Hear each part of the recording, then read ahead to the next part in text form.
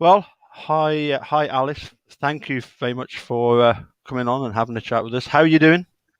I'm doing good, thank you. Good. Nice to meet you. Bit of a disaster this evening for me. Oh, what's happened? 7:30. I uploaded that video about Brad and Bob. I went up to the kitchen because our kitchen is on the second level, like we're in a three-story house, a townhouse. Went to the fridge, no beer left. Oh, not good. So once I'd recovered from the shock and picked myself off the floor, I hastened to the local Asda. We live literally a stone's throw away, but you've got a bit of a roundabout way to get to it. So dashed in there, dashed round Asda, and just managed to make it on time. So sorry for keeping you waiting, because I normally like to get here about 10 minutes earlier. Wow. Oh, Anyway, so disaster averted, beer obtained. I've also got I do like this stuff. This is this Lafroig. You ever mm, tried Lafroig? no, I've not. It, it's one of those whiskies you either love it or you hate it. It's like Marmite, and Right. they've actually got adverts about it where they discuss that. It's from the island of Islay, but it's for me it's really nice. But honestly, when if I'm drinking Lafroig, Eunice can smell it in the next room. Very very very peaty. Oh, here's trouble. Here's two doggies and one owner. Is it two doggies and one owner? Two owners, yep. Oh, they're heading outside, are they? Okie dokie. We've got invaders. Sorry, we're getting distracted here. Thank you, darling. I'm trying to do a live chat and you just wand? Oh, right. Yes. Selective deafness. Right. Anyway, sorry. Back to what I really wanted to ask you first of all. I've seen you and heard you a lot in the various, particularly the foul play and stuff. But I just wanted to find out first of all a little bit about yourself and what sort of got you fired up about wrongful convictions and which cases in particularly that you're sort of interested in. Well, it started. I had to go off sick from work. So I was in the house all the time. So and I like my true stories. And I watched When They See Us, and that was brilliant. It had a happy ending, everything like that. I'm glad they got exonerated. Um, and then I seen the making a murderer, and I thought, surely that's not what I think it is. Yeah. So I went on and I watched it, and right from the start, the first few episodes, Mm-hmm. I was like, no way. This can't be happening. They Polis are up to something. And so I watched the both seasons, and then curiosity got the better of me, and I was like, are they? I wonder if they're actually free.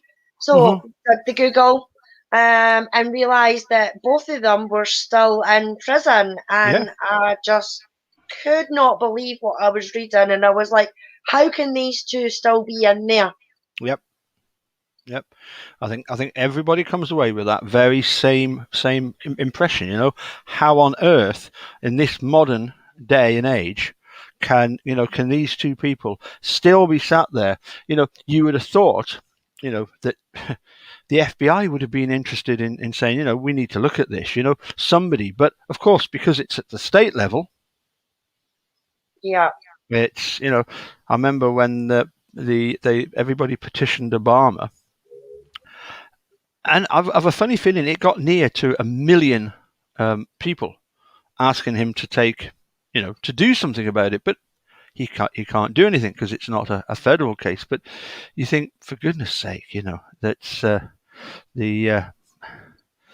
I must admit, I watched it. I was that naive. I didn't know what the ending was going to be to the end of the first season. I thought somebody's going to come along at some point, you know, correct it all. Yeah. Still believe in Father Christmas. Still believe in the 18 when Tooth Fairies. Um, that was my naivety at the time. But once you've sort of um, watched it, and I'm thinking, as I say, when's somebody going to come in and correct this all? And then, obviously, like everybody else, thinking, oh, well, this can easily be corrected. But it's been, well, since the documentary aired, over 5 years. Kathleen Zellner has been at it for over 5 years. But when it comes to wrongful convictions, I've got an email from Steve Drizzen, pointing out these wrongful convictions can take decades to unravel. Yep. So sorry. Did I miss that? You were saying about the first thing that you watched, you heard of before Making a Murderer, and people were acquitted. Yeah, it was When They See Us. Oh yeah. The Central Park 5. Yes, yeah. I mean, I'd watched that, and I got really into that, and I thought it was brilliant that they finally got their fingers at their backsides and got things sorted, and the gentlemen were exonerated. So when I started watching Making a Murderer and watched the first few episodes, and it kept going, and I'm like, no, surely no. It was just hard to go. And I, like yourself, I was hoping for the happy ever after, that he got it. And then I seen that he got exonerated, and I thought, oh, brilliant. Oh, that's fantastic. And then watched the rest of the season, and I was like, no. There's something way, way dodgy going on here. And I mean, being brought up in Glasgow, you kind of know not to trust the police anyway. But you still don't think it's as bad as what it is. And then the Luke Mitchell and Jodie Jones case happened, and that just happened down the road for me. And when I was hearing the details and things like that about that, especially with how badly she was mutilated and that there being no DNA evidence, I was like, really?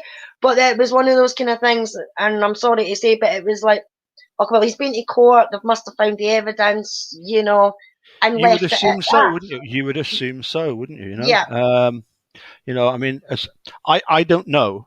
I have a strong suspicion that Luke Mitchell is innocent and that the wrong person is in prison.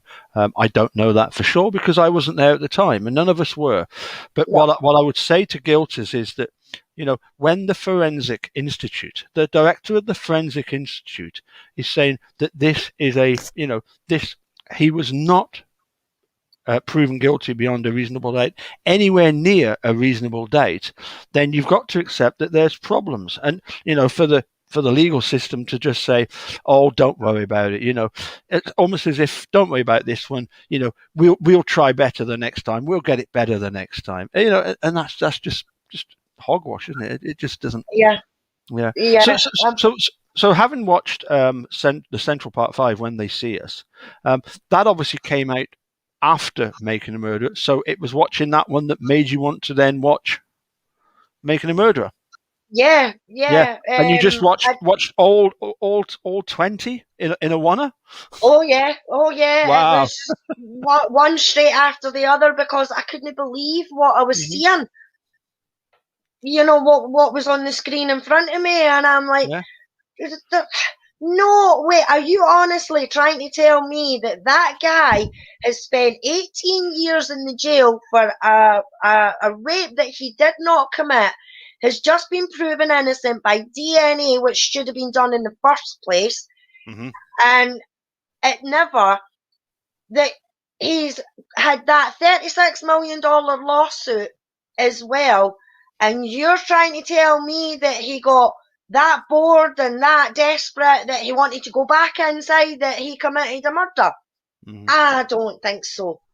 And that's what, I mean, at first when I seen the picture for Making a Murderer, I thought it was, I didn't think it was going to be like a true life sort of thing.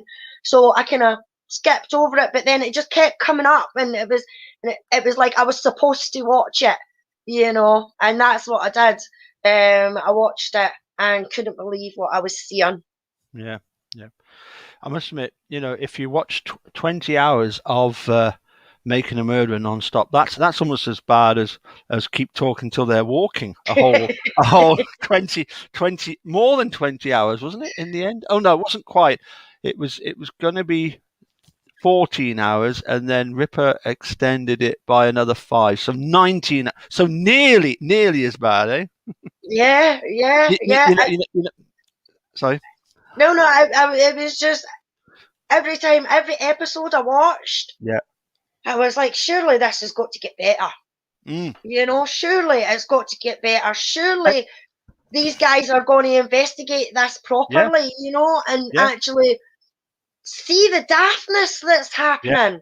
Yeah, exactly the same. I thought this has got to get better, and it didn't. It got worse and worse and worse. Yeah. And you're thinking, surely people can see the ridiculousness of this. But I've got this theory that if you summarize the whole Making a Murderer and you make it really short, it comes across as comical. Mm-hmm. Yeah. You end up trying to explain to somebody in a very brief way, and you end up laughing about it because it's so ridiculous. But then if you explain it in a slightly deeper way, you go a little, you spend a few minutes, a few more minutes explaining the case, then you can't help but think of the absurdity of it. But one wonders if at the time people just didn't have the attention span to realize the full story, or as I suspect, um, that I'm hugely critical of the journalists in Wisconsin. Yeah. I Yeah. think they are, if they could be held accountable for what happened, that would be brilliant. Yeah. Because simply to parrot everything that's been said to them I mean, without any form of investigation or questioning. Sorry, Alice. no, I mean, it's not even just the media, Paul. It's the prosecutions and the lawyers and that as well. They need to be held accountable. Mm-hmm. I mean, this immunity thing, I just do not understand at all when it comes to that, because we're going through Stephen's case and everything like that to see what they've done to that guy, and to see what they've done not once but twice. Yep. Because they've done it to him again, immaterially, whether they say, "Oh no, we never." Yes, you bloody have. You've done it to him again, and it's twice, and it is disgusting. And not one of these guys can be held responsible. Mm. Yeah. Yeah. Yeah. It is ridiculous. I was just going to take you back to When They See Us. I must admit, I have reached out to Yusuf Salam. I haven't yet had a response to him, but you never know. As as a community, we're growing so well. And as I was saying in the chat last night, um, I really do enjoy poking guilters in the eye with the fact that you've tried to intimidate us, you've tried to make us feel uncomfortable so that we would stop talking about it, and you've achieved the exact opposite. So I'm hoping that once this as the community grows, foul play that has been absolutely brilliant. It's just grown and grown and grown, and it's not been around very long. No. I remember Dr. Siltman in chats on Hangouts with the dude, and I always liked him then because of his real name. I always liked the Doctor, and you've had quite a few of these channels of just grown and grown and grown, but it was something that the dude said to me. Actually, it wasn't long before he passed away. He said, um, when Steve and Brendan are finally released, your channels are going to explode. They're just going to blow up, in a good way. In that we can then be a louder voice in criticizing other wrongful convictions. Are there any other cases that you're particularly interested in besides Steve and Brendan? Yes. Right now, I'm doing the Daniel Holtzclaw case. Mm-hmm. with Cherie and Josh Ronda. Yeah. And to see what happened in that case and the fact that they got away with it was unbelievable. I mean, don't get me wrong. I mean, I'm not saying that all of these women weren't attacked, because I think some of them were, but the descriptions that they gave Yeah. were way off the mark to Daniel. Nothing like Daniel as well. It was a short, black officer. Yes.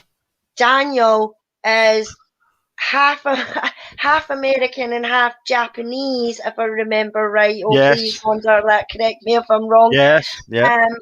And he is muscular Yeah. and tall Yeah. and everything like that, you know. But the detectives that were investigating it, half of these women never came forward.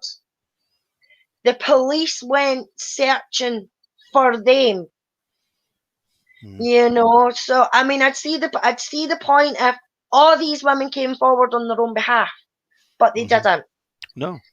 The police actually went back on Daniel's computer in his car, and they went back months and to see who he'd stopped and what women he'd stopped, and then they picked and chose these women, and then were calling them and telling them that, oh, we've had a tip that you might have been sexually assaulted by a police officer.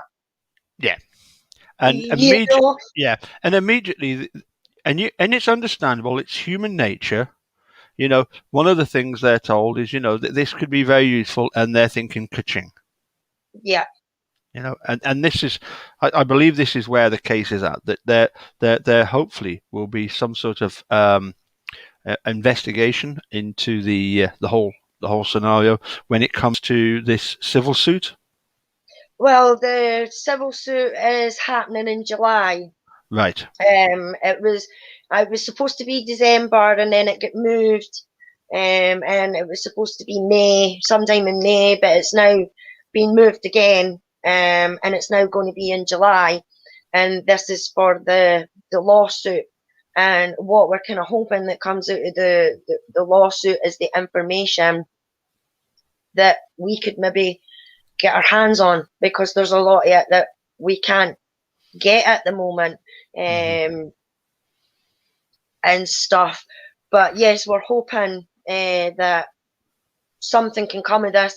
But not only that, the judge that was in Oh yeah. Daniel's case, as Like, Rhonda likes to call him, former Judge Henderson, yeah. has got sexual allegations against him at the Yeah. moment. Yeah. And the way I see that is if he's got sexual allegations against him, then he's got no right looking over sexual allegation cases.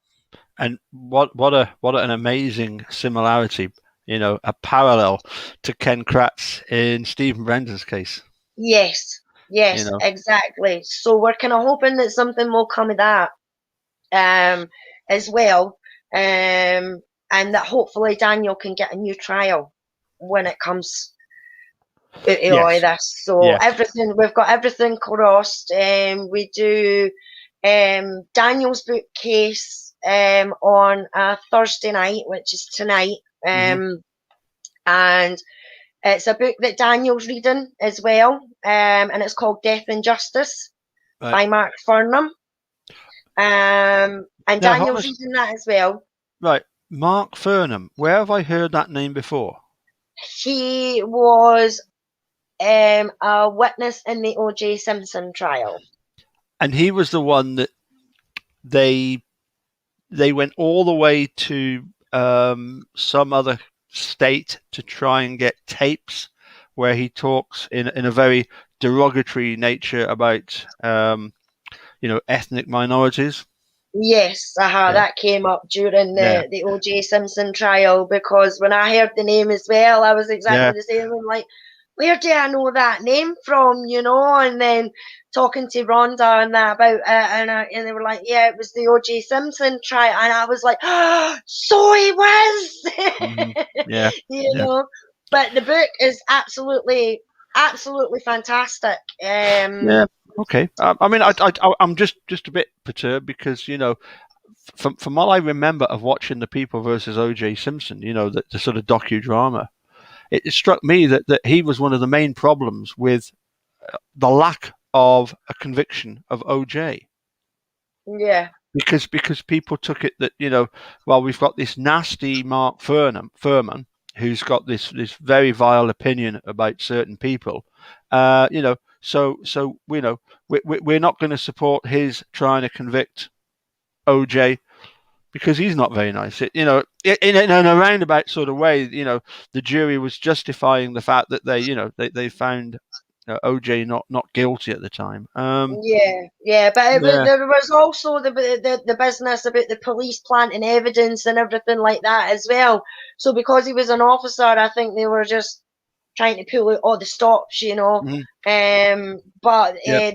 the Death and Justice, Mark Furman wrote that book because he actually went to the Oklahoma jail, Right. and death row, and it completely changed his view, his narrative, and everything. He's seen what it was like actually on the cell with death row, the actual place, room, I should say, that actually happens. Hmm. Um, and it goes on about quite a few cases that happened back then, and how it would happen and everything like that. And he's completely changed his outlook on it. So, Yeah. which was a good thing. Yeah, yeah. You know, I mean, that isn't that the ideal where you get somebody who, you know, who isn't very nice. Well, certainly in terms of his sort of the way he speaks about certain ethnic minorities, and then has that change, you know, that transformation. You know, it sounds to me like, you know, as you say, he went to this death row and he had an epiphany and realized, you know, Yeah, uh, I'm uh, sure.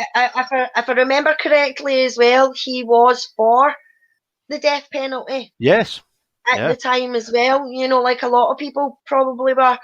But when he went to Oklahoma and actually seen it for himself, and what was going on and what they were, and actually speaking to some of the prisoners as well. And if I remember right, some of the cases, some of these people were innocent, but they still got executed. So he had a mhm, whole view completely changed, and now he's against the death penalty and everything like that as well. So I thought that was really good, that how he could went from one to the other, you know. And I just wish a lot of more other people would sort of look at it that way, you know. mhm. Can I just take a moment? There's somebody just posted a comment. Simply, shut up. Um, we do not shut up. We keep talking about it because it's important. So let me just remove somebody that wrote shut up. Um, hidden by Sean. Thank you, Sean. Yeah. What a ridiculous thing to say. You know, Yeah, sorry to interrupt. You know, but not at you all. know, No, it's at all. you know, we're here to talk about things. You know, that's what we do. Interesting enough, when I had the chat with Travis and Vic Fussell, Vic Fussell was the same. He went from being a prosecutor who had actually sent people to death row, people had actually been executed, and has completely changed his opinion. I see a fine selection of books behind you. What ones have you got? I can see Illusion of Justice. I can Illusion of Justice and Convicting Avery, Avery. yeah, Yeah, and Wrecking Crew. yep. So Jerry Buting, Michael Cicchini, and John Farrack. John Flack. When Yep. when Vic Fussell was on, he we I knew that he'd written this book, Rhino, Sharks, and Unicorns. It arrived today, so I know All right. I know I'm gonna be reading tonight because I really did enjoy the chat with Vic. And and at the weekend that's just gone. In fact, just 2 seconds. I'm just going to go and grab the book so I can show everybody, and then I'll ask Yeah, you a little bit about what you thought about the weekend that we've just had, because it, yeah, it seemed to go not too bad. quite good actually.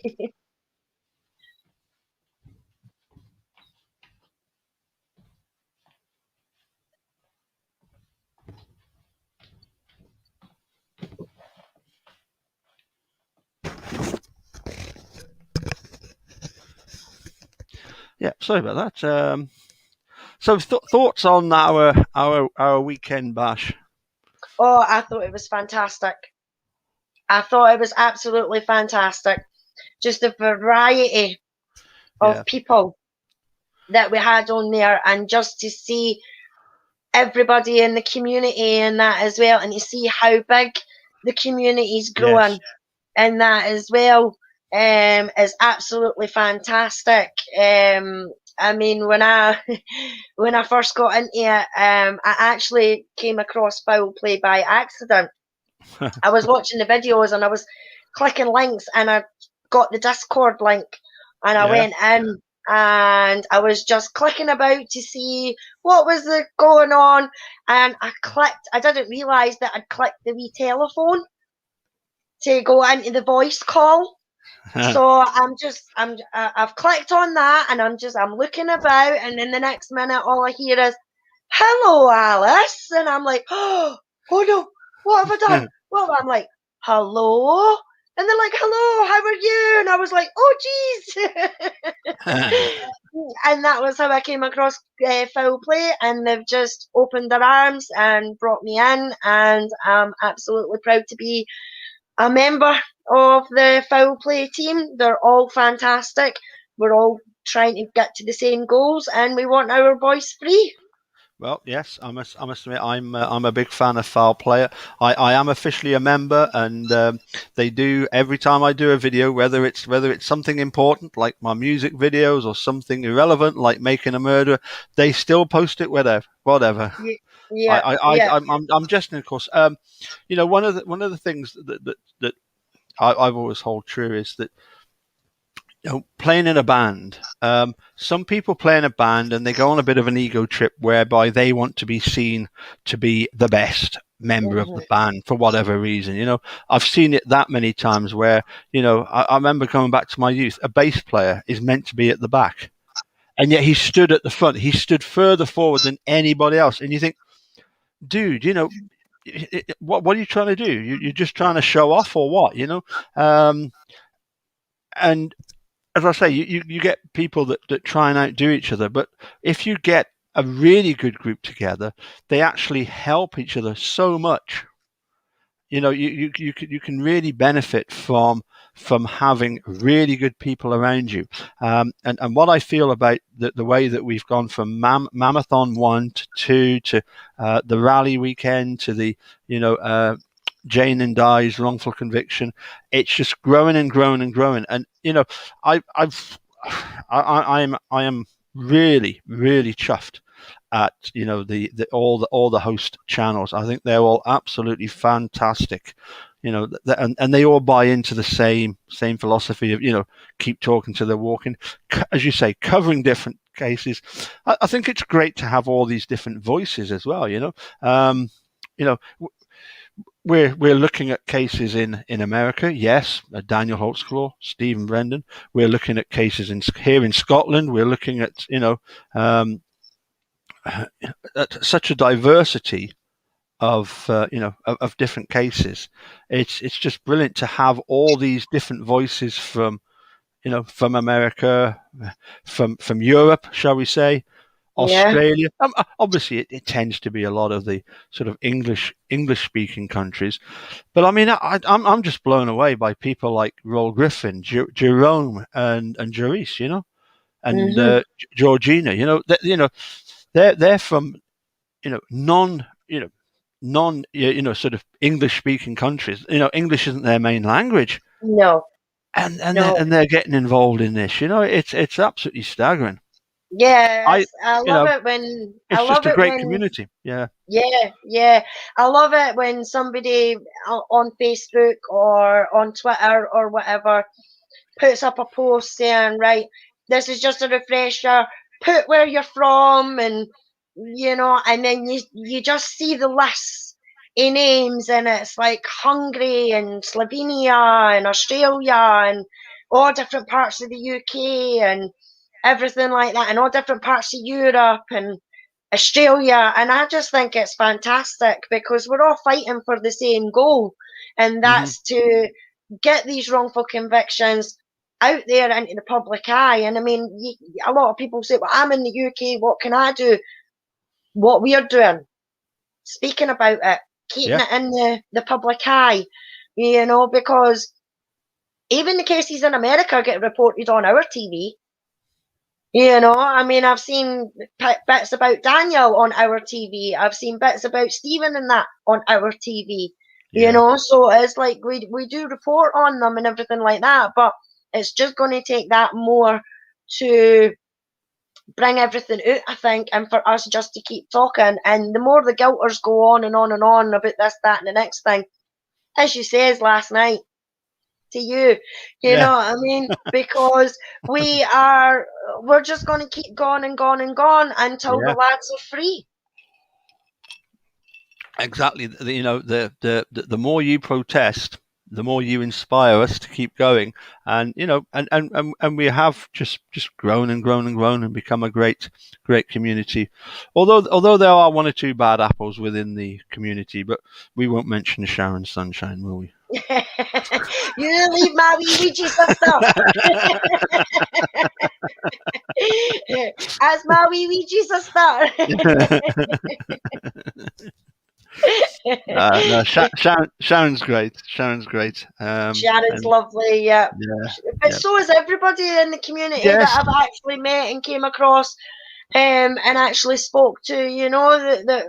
Everybody's got their own opinion and their own ideas, but the yes, fact that there's so many of us that have the same thoughts and the same, no, that's no right, I think is absolutely fantastic. yeah, yeah. And so that sort of brings us to I suppose the main question. Your thoughts on the last couple of weeks, apart from our weekend, the thoughts on this Thomas Zowinski. Um, to me, that's another Manitowoc Calumet muck up. Brady violation. Um, Yeah, that's them all the way. I mean, nothing surprises me now when it comes to them. yeah, But KZ is absolutely bloody fantastic. yeah, yeah. Oh, she is. She drew them out. She just went and reeled them in like a big fish. Yep. With that motion that she put out, Hmm. and the reply that she did to the response that they put in. Well, here's what I did. Bang, bang, bang, bang, bang.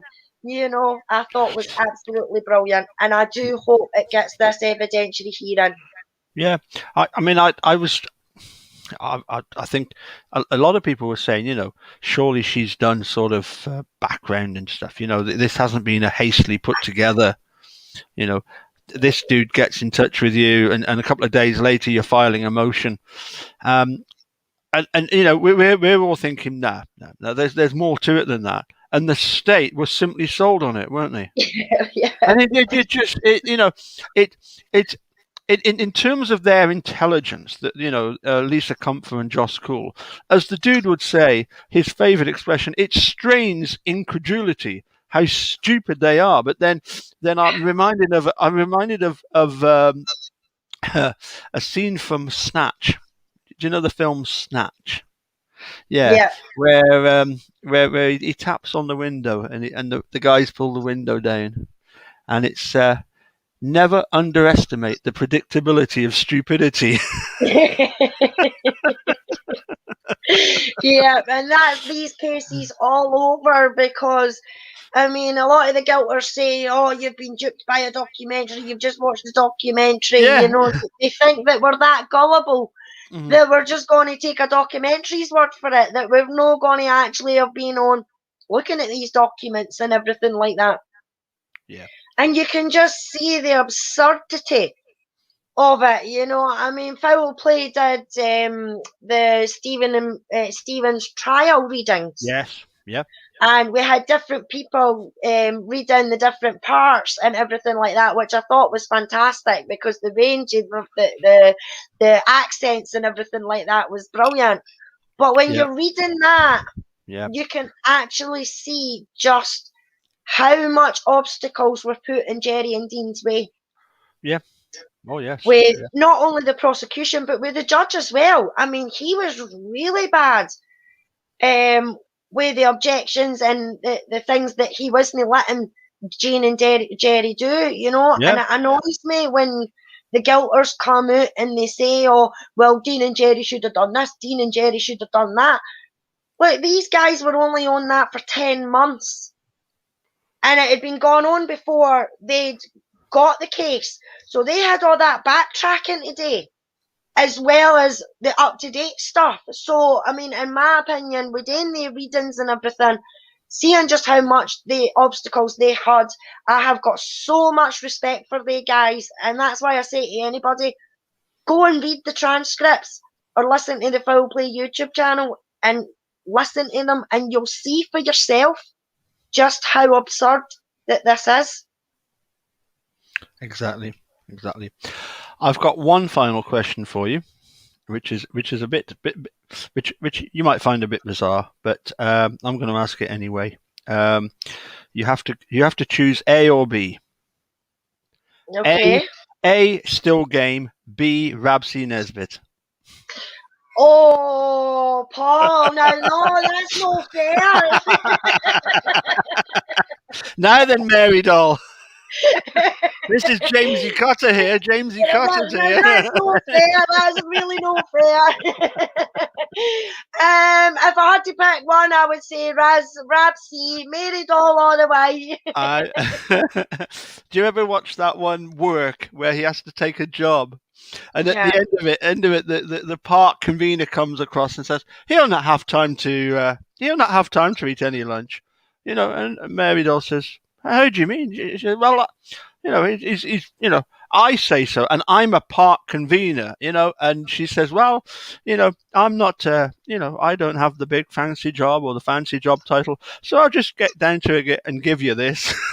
A severe Malky, and she's floating in the lake. And Rab goes, "Oh, Mary Doll, Mary Doll." Yeah, absolutely loved brilliant. Rabsy. Absolutely loved him because you knew somebody like Rabsy somewhere. Yeah, yes, you do indeed, yeah. And what amazing. It was a few years back. I took my two daughters.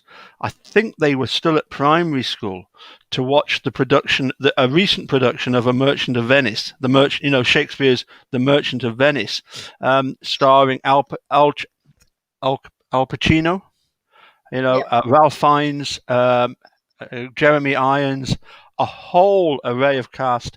The guy that was in the Death in Paradise, the tall fella with the ginger hair, whatever his name, the Nescafe advert man. Gregor Fisher was in that. Right. You know, I Yeah. mean, you know, that's Yeah, I mean, it some doesn't matter TV, isn't what it? he does. He'll still be Rabsy, He will, won't he? He could do a musical or, a murder Yeah. mystery or something like that, but he would still be Rabsy Nesbitt. Yeah, and did that not come out of a series called, I think it was something like Naked Video? It was a series of short sketches, and Rabsy, Gregor Fisher, and Jamesy Cotter were in that, and Rabsy Nesbitt was just one of the characters created in this. I think it was called Naked Video. But I Yeah, think, I think so, yeah. yeah, absolutely It was brilliant. it Yeah, was the best thing to come out. And then obviously you've got Still Game and Chewing the Fat as well. yeah, yep, And because I came from Glasgow, my best pal's wee lassie, I had her saying "Gonna no day that" Yeah. before it even came on the telly. You know, she used to go "Gonna no day that," and my mum's like, "Are you a wheelchair or something?"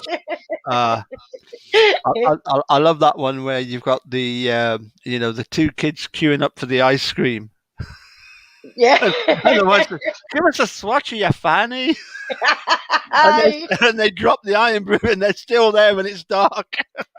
Yeah.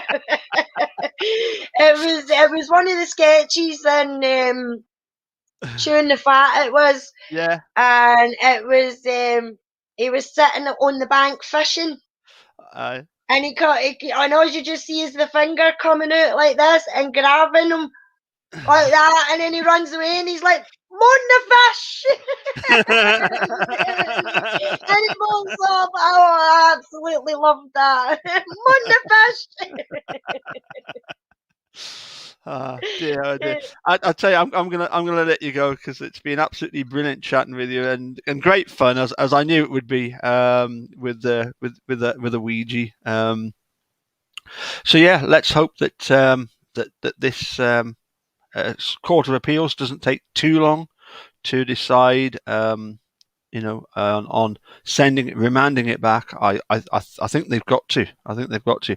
I'm with Stacey. The fact that we've got those tire tracks later on in the later on in the morning or the day, whatever that day of the 5th, that Saturday.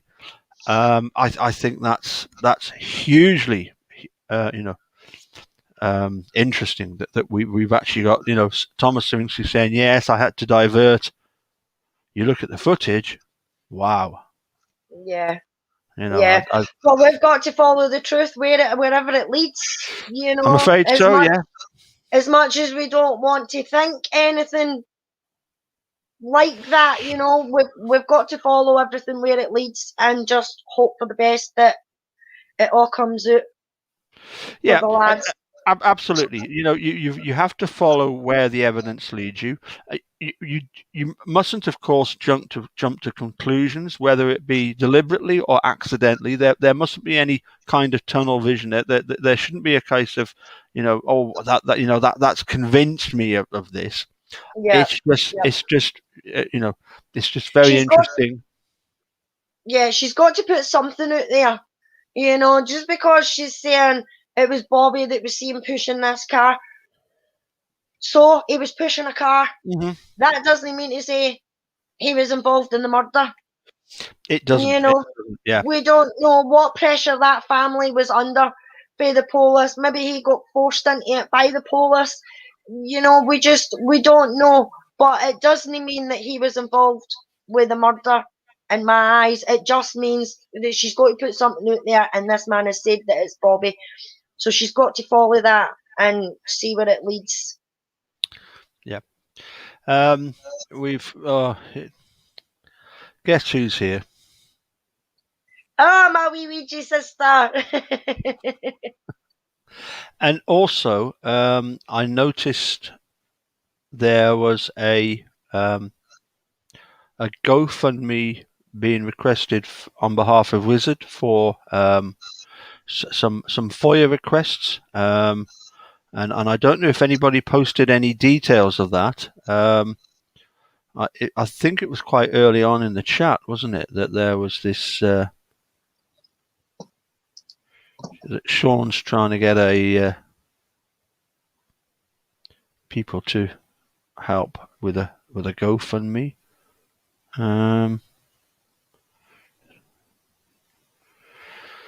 I can't find it.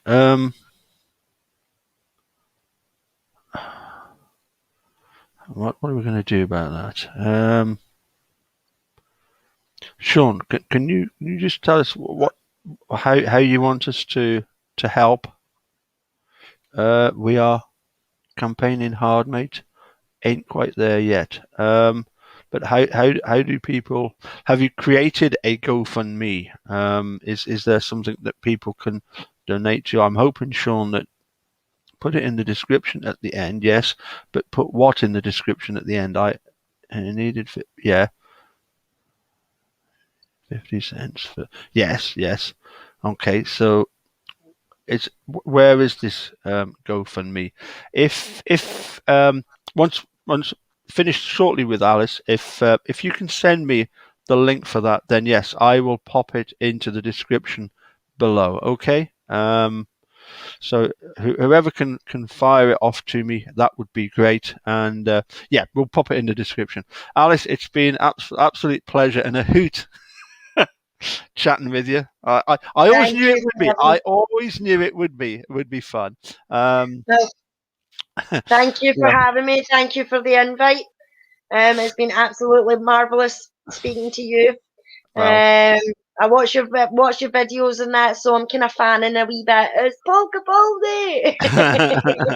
again, doing another video again. Oh dear, oh dear.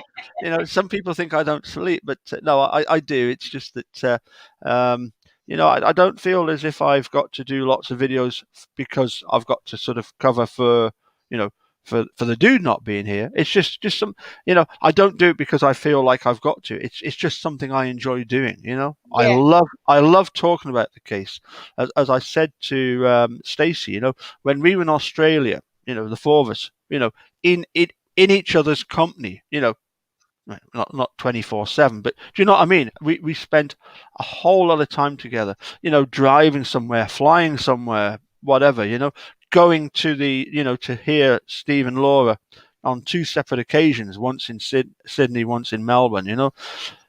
We we we can't stop talking about the case. We just do it constantly, and I do remember, great chats with um, Stacey in various coffee bars. He loves going to the coffee bars and then having a coffee and chatting about it. It's absolutely brilliant. Um, as with yesterday, though, I'm going to let the lady have the last word. So if you could just do a quick, farewell to everybody. Thanks for joining, and see you again soon. And I'll zip it. okay. Thanks everybody in chat, and thank you, Paul, for the invite. And hopefully we can do it again soon. And goodbye, everybody.